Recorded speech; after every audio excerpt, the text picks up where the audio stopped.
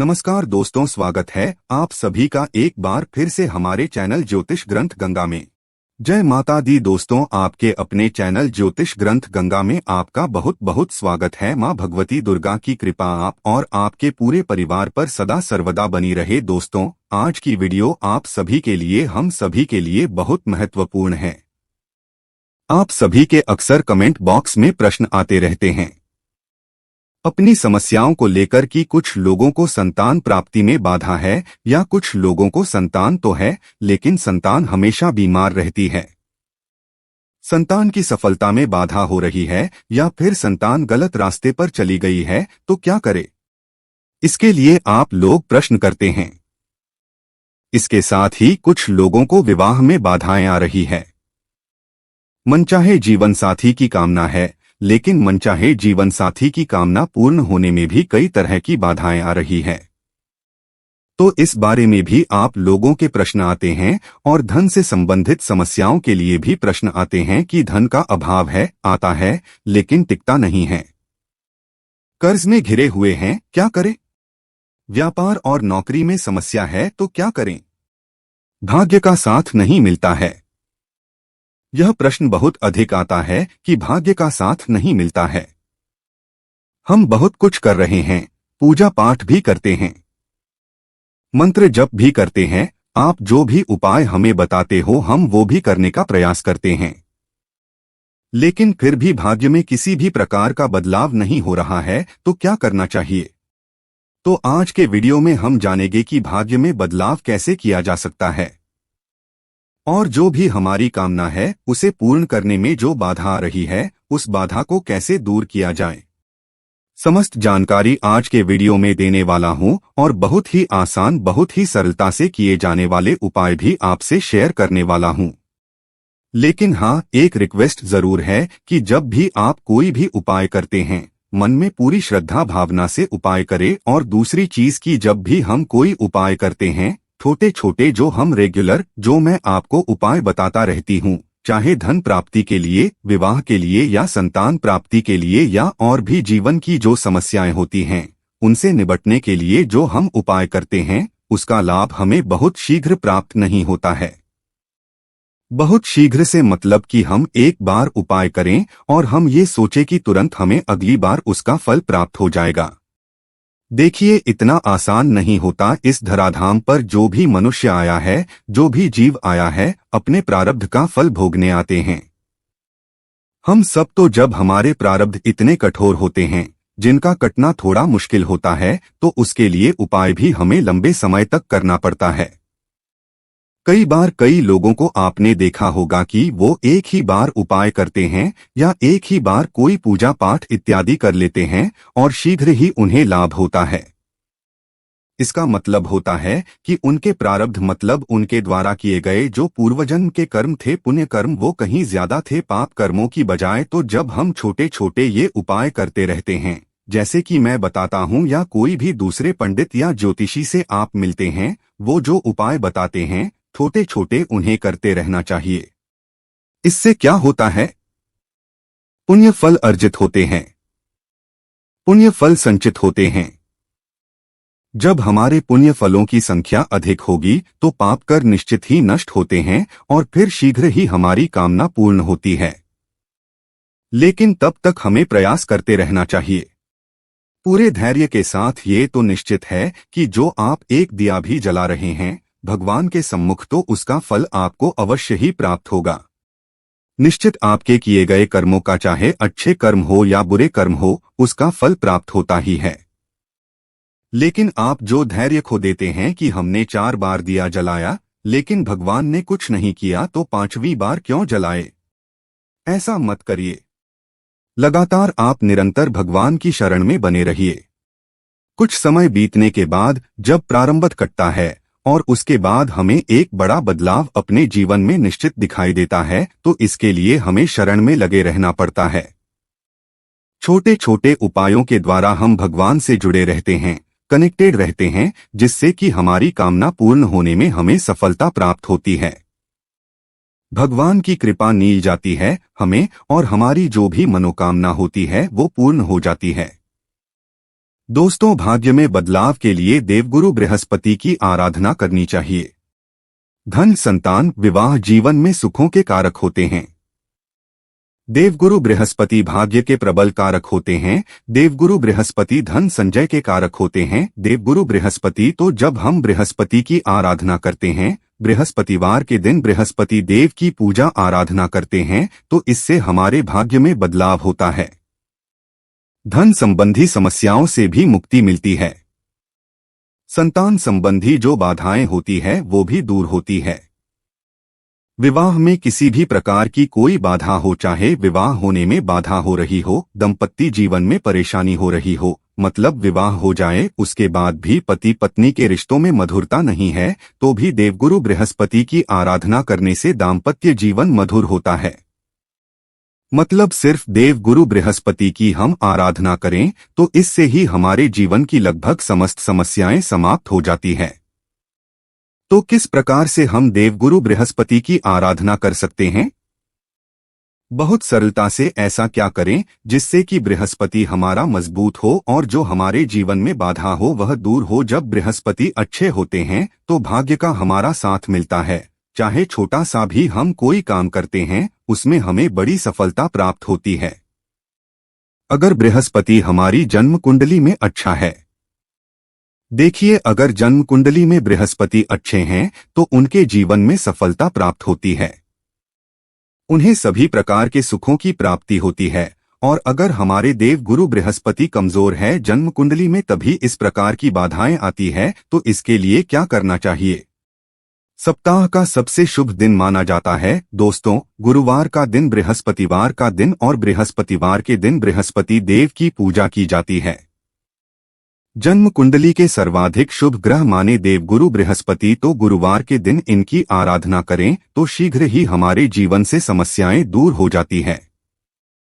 किस प्रकार से करना चाहिए? देखिए, आज मैं कुछ बहुत सरल उपाय बताने वाला हूं जिससे आप जरूर कर पाएंगे, और ये सभी उपाय आपको हर गुरुवार को करना है, निरंतर करते रहना है। अगर आप चाहते हैं कि आपके जीवन में बदलाव हो, और निश्चित ये दावा है बदलाव तो होकर ही रहता है। अगर हमारे मन में विश्वास हो और बिना विश्वास के भी अगर आप इस काम को निरंतर करते रहेंगे ना, तो इसका रिजल्ट तो आपको मिलेगा ही, लेकिन विश्वास से करते हैं तो उसका फल हमें कहीं अधिक प्राप्त होता है, शीघ्र प्राप्त होता है। क्या करना चाहिए? देखिए, गुरुवार के दिन केले के वृक्ष की पूजा करना, केले के पौधे की पूजा करना सबसे श्रेष्ठ होता है। तो केले के पेड़ में आपको जैसे कि सुबह के समय स्नान इत्यादि करने के बाद केले की जड़ में थोड़ा सा जल अर्पित करें। जल के साथ ही आपको एक पीला पुष्प मिल जाए तो पीला पुष्प अर्पित करें। पीला चंदन केले की जड़ में अर्पित करना चाहिए। इसके साथ ही हल्दी जरूर अर्पित करें। आज जो मैं आपको उपाय बता रहा हूं सिर्फ हल्दी से जुड़े उपाय है, और यकीन मानिए सर्वाधिक शुभ चीज जो होती है वो हल्दी होती है। जीवन में हम किसी भी शुभ कार्य के लिए हल्दी का प्रयोग सबसे पहले करते हैं। तो आज की वीडियो जीवन में शुभता लाने वाली है। किसी भी प्रकार की आपकी समस्या हो उस समस्या से छुटकारा दिलाने वाली है, क्योंकि हम सभी शुभ चीजों का प्रयोग एक ही शुभ दिन में कर रहे हैं। जैसे कि सर्वाधिक शुभ दिन गुरुवार, सर्वाधिक शुभ ग्रह बृहस्पति और सर्वाधिक शुभ चीज हल्दी, जिसका प्रयोग हम करेंगे और जीवन को शुभ बनाएंगे। तो कैसे करेंगे? केले के पेड़ में आपको हर गुरुवार को हल्दी जरूर अर्पित करना है। मतलब जल अर्पित कीजिए, पुष्प अर्पित कीजिए, पीला चंदन अर्पित कीजिए। इसके साथ ही थोड़ी सी हल्दी केले की जड़ में अर्पित कीजिए। हल्दी का पाउडर रखिए और केले की जड़ में अर्पित कीजिए। वहां शुद्ध घी का दीपक जलाकर प्रार्थना कीजिए। बृहस्पति देव से, भगवान श्री विष्णु से आपके जीवन में जो भी समस्याएं हैं उस समस्या से मुक्ति पाने के लिए प्रार्थना कीजिए। इसके साथ ही केले के पेड़ की आप परिक्रमा कर सकते हैं। 4 परिक्रमा कर सकते हैं। समय हो तो 7 परिक्रमा कर सकते हैं। अच्छा, कई लोगों के प्रश्न आते हैं, परिक्रमा करने की जगह नहीं है। जहां पर भी पौधा रखा है, चाहे तुलसी का या फिर केले का पौधा या फिर पीपल का पौधा, तो किस प्रकार से परिक्रमा करें? जहां आप खड़े हैं, जहां से आपने जल दिया है, पूर्वाभिमुख होकर हमें जल देना चाहिए। मतलब पूर्व दिशा की तरफ आपका मुख हो और आप अकेले में या फिर पीपल में भी जल देते हैं तो पूर्व की तरफ ही मुक्त करके जल देना चाहिए। और इसके साथ ही तुलसी में भी जब हम जल देते हैं तो हमारा मुख पूर्व दिशा की तरफ ही होना चाहिए। पूजा पाठ कोई भी शुभ कार्य करते समय अगर हमारा मुख पूर्व दिशा की तरफ हो तो बहुत ही श्रेष्ठ माना जाता है। तो जब आप जल दे रहे हैं उसी स्थान पर आपको क्लॉकवाइज 4 बार 7 बार जितना भी परिक्रमा करना चाहते हैं घूम सकते हैं। जैसे कि हम सूर्य देव की परिक्रमा करके एक ही जगह पर घूमते हैं उसी प्रकार से पौधे की परिक्रमा भी आप कर सकते हैं। एक ही जगह पर ब्लॉक वाइज परिक्रमा करनी चाहिए। हमें तो ये ध्यान रखे तो केले के पेड़ में हल्दी अर्पित करनी है। इसके साथ ही गुरुवार के दिन श्री हरि विष्णु की पूजा करनी चाहिए। श्री हरि विष्णु की पूजा करने से बृहस्पति ठीक होते हैं। धन संबंधी, संतान संबंधी या विवाह संबंधी कोई भी बाधा हो दूर हो जाती है। तो श्रीहरि विष्णु की जब आप पूजा करते हैं शुद्ध घी का दीपक प्रज्वलित करें तो उसमें भी थोड़ी सी हल्दी जरूर डालिए। इसके साथ ही आपको आज श्री हरि विष्णु का अभिषेक जरूर करना चाहिए। अगर आपके पास मूर्ति है भगवान श्री हरि की तो कोई भी भगवान श्रीहरि विष्णु का स्वरूप आपके पास हो, जैसे कि लड्डू गोपाल जी हो, शालीग्राम हो या चतुर्भुज भगवान श्रीहरि हो तो उनको आप अभिषेक कीजिए। तो इसके लिए आपको शुद्ध जल चाहिए, थोड़ा सा गंगा जल चाहिए और आप उसमें थोड़ी सी हल्दी मिला लीजिए। एक चुटकी हल्दी और इस हल्दी के जल से भगवान श्री हरि विष्णु का अभिषेक कीजिए। ओम नमो भगवते वासुदेवाय नमः। ओम नमो भगवते वासुदेवाय नमः। इस मंत्र का उच्चारण लगातार करती रही है जब तक आप भगवान श्री विष्णु की पूजा कर रहे हैं और फिर आप इस जल से अभिषेक कीजिए। तुलसी के 5 पत्ते आपको लेने हैं और उन सभी पत्तों पर हल्दी का तिलक लगाना है। भगवान श्रीहरि विष्णु को अर्पित करना है। हर गुरुवार को आपको ये करना है। तुलसी के पत्तों का क्या करें आपका प्रश्न आ सकता है। देखिए तुलसी के पत्ते हमने भगवान श्री हरि विष्णु को अर्पित किए हैं। ये प्रसाद स्वरूप आप ग्रहण कर सकते हैं। नहीं करना चाहते हैं तो आप इसे विसर्जित कर दीजिए। जहां पर भी आपके घर में थोड़ी सी कच्ची मिट्टी हो, गमला हो, आप इस पत्ते को अगले दिन यानी कि गुरुवार को आप पूजा करें। शुक्रवार के दिन ये उठाकर और आप किसी मिट्टी में दबा दीजिए जिससे कि किसी का पैर ना पड़े। तो इस प्रकार से ये पत्ते प्रयोग किए जा सकते हैं जैसे कि पूजा के बाद। लेकिन हर गुरुवार को तुलसी के 5 पत्तों पर हल्दी का तिलक लगाकर श्री हरि विष्णु के चरणों में अवश्य अर्पित करें। इससे आपके जीवन में आ रही समस्त बाधाएं, समस्त प्रकार के पाप कर्मों से मुक्ति मिल जाती है। भगवान श्री हरि विष्णु को जब हम तुलसी अर्पित करते हैं तो प्रारंभ अगर हमारा कितना भी खराब हो, जिसकी वजह से हमें भाग्य का साथ नहीं मिल रहा या फिर संतान प्राप्ति नहीं हो रही, विवाह में बाधा हो रही है, धन का संचय नहीं हो पा रहा, कर्ज में फंसे हैं, कोई भी समस्या हो आपकी, अगर आप हर गुरुवार को तुलसी के 5 पत्ते भगवान श्रीहरि विष्णु को इस प्रकार से अर्पित करते हैं, पूजा के बाद तो यकीन मानिए बहुत शीघ्र प्रारंभ कट जाता है और शीघ्र ही भाग्योदय होता है। समस्त प्रकार की समस्याओं से मुक्ति मिल जाती है। तो ये आपको हर गुरुवार को जरूर करना है। अगला जो कार्य जो आपको हर गुरुवार को करना है, तुलसी में जल देना है। अब ये तुलसी में जल तो सभी देते हैं, लेकिन तुलसी में भी जब आप जल देते हैं तो गुरुवार के दिन सुबह थोड़ा सा कच्चा दूध जरूर ले। अगर आपके पास उपलब्ध हो तो ना हो तो क्या करें, ना हो तो कोई बात नहीं।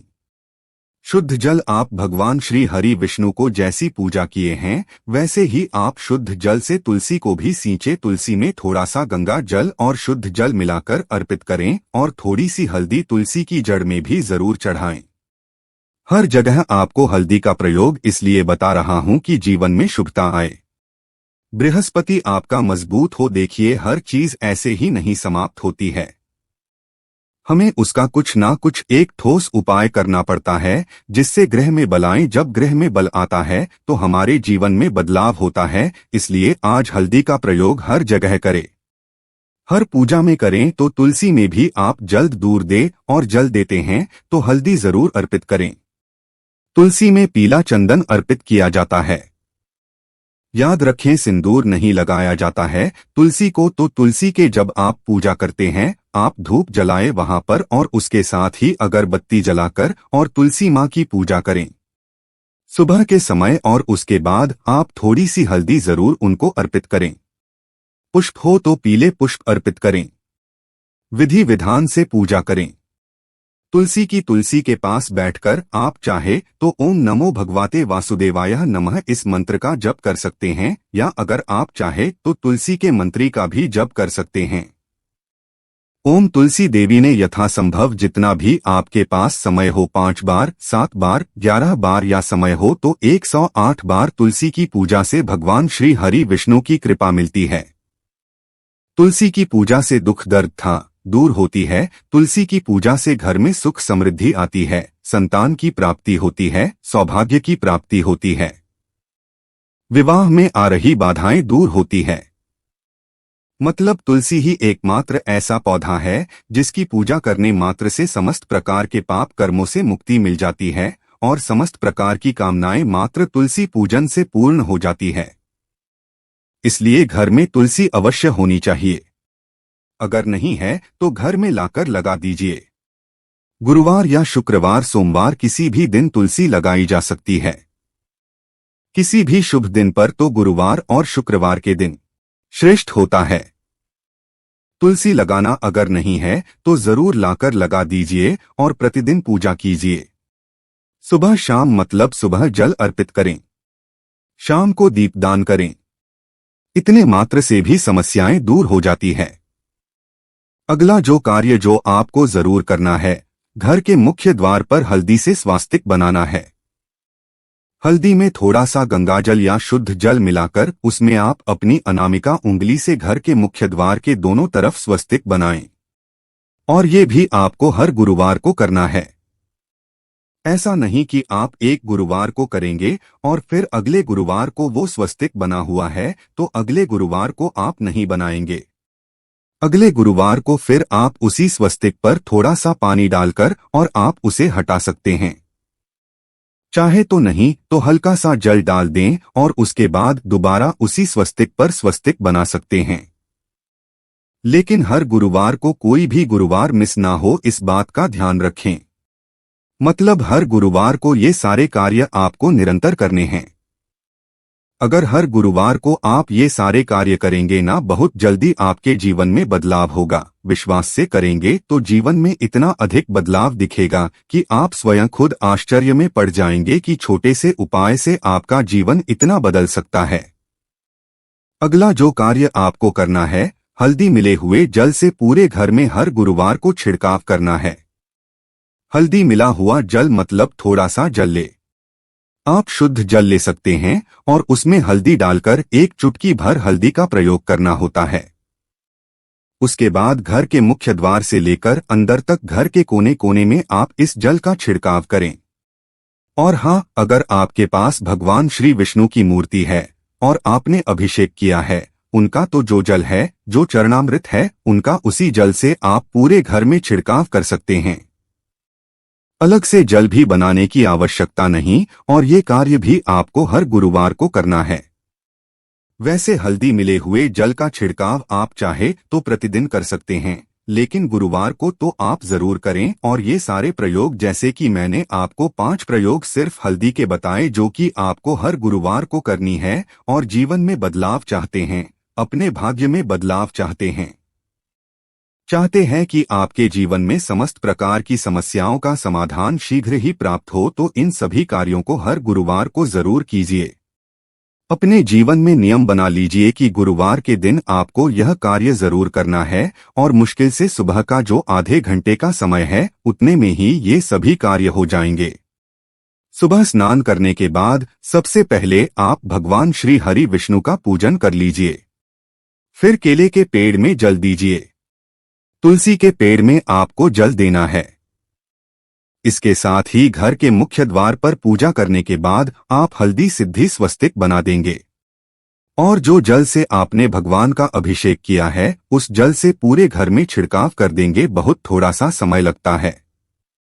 उपाय मैंने आपको बेशक 5 बताए हैं, लेकिन यह इतने सरलता से किए जाने वाले उपाय है कि आप चाहे तो हर गुरुवार बहुत आसानी से कर सकते हैं। और अगर आपके मन में भावना है कि आपके जीवन में बदलाव आए, आपके मन में ऐसी इच्छा है कि शीघ्र आपके जीवन में बदलाव आए, इन उपायों को करके देखिए। आज चले जनक रूप से चमत्कारी रूप से यह उपाय काम करते हैं। उपाय नहीं, जादू है, ये नियम है। बस एक नियम अगर अपना लेंगे आप, हर गुरुवार को ये करना है, तो फिर उसके बाद तो निश्चित ही आपका भाग्य भी बदलेगा, आपका जीवन भी बदलेगा और आपकी कामना चाहे कोई भी हो पूर्ण अवश्य होगी। तो आशा करता हूँ आज के वीडियो से आपको लाभ अवश्य होगा। आप आज की वीडियो अगर आपके लिए उपयोगी सिद्ध हो तो वीडियो को लाइक शेयर कर दीजिए। उन लोगों तक ज्यादा से ज्यादा पहुंचाइए जो स्वयं परेशानी में फंसे हुए हैं। अगर उनको आप परेशानी से बाहर निकालते हैं तो आपको आपकी परेशानी से भगवान बाहर निकालते हैं। अगर काफी समय से आपका धन अटका हुआ है तो गुरुवार के दिन थोड़ा चावल लें, उन्हें हल्दी से अच्छी तरह मिलाकर रंग लें, फिर इन्हें लाल कपड़े में बांधकर अपने पर्स में रख लें। इसके बाद कुछ ही दिनों में आपको अपना अटका हुआ धन वापस मिल जाएगा। और चैनल पर पहली बार आए हैं, अगर आज की वीडियो आपको अच्छी लगी हो तो चैनल को सब्सक्राइब करके बेल बटन प्रेस कर लीजिए। इससे यह होगा कि इस तरह की सभी वीडियो के नोटिफिकेशन आपको सही समय पर प्राप्त हो जाएगी। मैं मिलता हूं आपसे अगले वीडियो में, तब तक के लिए नमस्कार।